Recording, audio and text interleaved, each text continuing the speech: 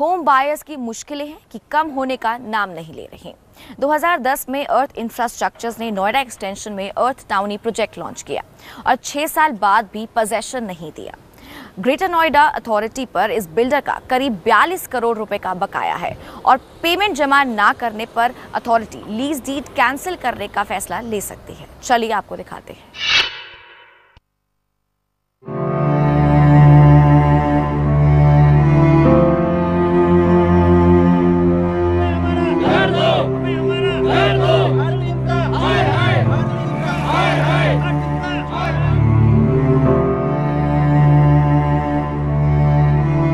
इन आंसुओं की कीमत बिल्डर क्या जाने। अपने जीवन भर की कमाई देने के बाद होम बायर्स बहा रहे हैं तो सिर्फ आंसू।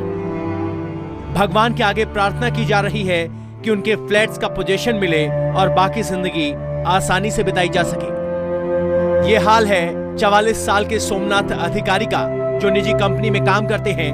पिछले कई सालों से अपनी पत्नी और बेटी के साथ दिल्ली में 1 BHK फ्लैट में रह रहे हैं। जगह की तंगी तो साफ तौर पर दिखाई दे रही है और इसी कमी को पूरा करने के लिए सोमनाथ ने फ्लैट की तलाश शुरू की। काफी मेहनत करने के बाद सोमनाथ अधिकारी को अर्थ इंफ्रास्ट्रक्चर का नोएडा एक्सटेंशन में अर्थ टाउनी प्रोजेक्ट पसंद आया।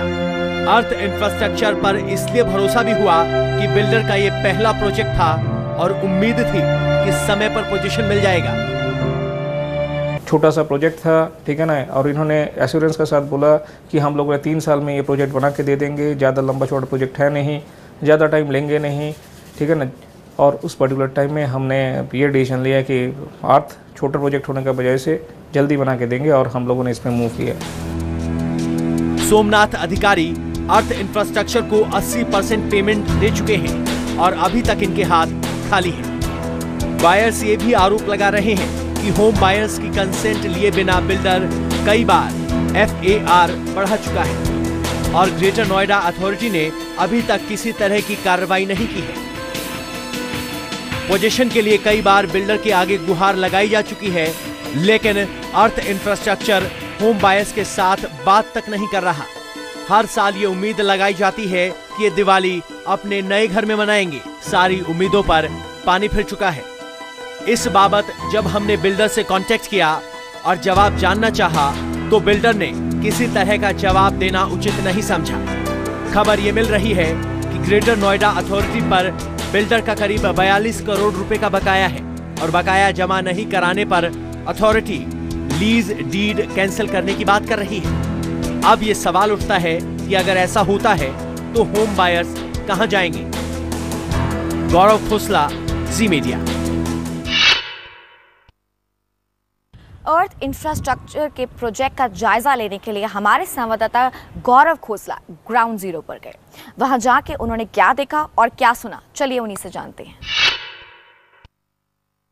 2010 में अर्थ इंफ्रास्ट्रक्चर ने अर्थ टाउनी प्रोजेक्ट की शुरुआत की थी। तो आप मेरे पीछे देख सकते हैं, ये वही प्रोजेक्ट है जिसकी शुरुआत 2010 में की गई थी और अभी तक सिर्फ कुछ ही टावर खड़े हुए हैं। लेकिन यहाँ पर यह भी खबर मिल रही है कि कुछ टावर्स में अभी तक सिर्फ गड्ढे ही खोदे गए हैं और बायर से लगभग 80 से 90% की पेमेंट ले रखी है। तो हमारे साथ कुछ बायर्स जुड़े हैं, आइए उन्हीं की जुबानी सुनते हैं कि आखिर अर्थ इंफ्रास्ट्रक्चर ने उनके साथ कैसे धोखा किया है। सर, मैं आपसे जानना चाहता हूँ कि कैसे प्रॉब्लम शुरू हुई और अभी की क्या सिचुएशन है। देखिए जी, 2010 में अर्थ इंफ्रास्ट्रक्चर ने यहाँ पैसे लिए थे बायर से और ये कहा था कि हम फर्स्ट फेज़ के अंदर आपको डिलीवर करके देंगे और 3 साल के अंदर हम कंप्लीट करके देंगे अर्थ टाउनी के ये टावर्स।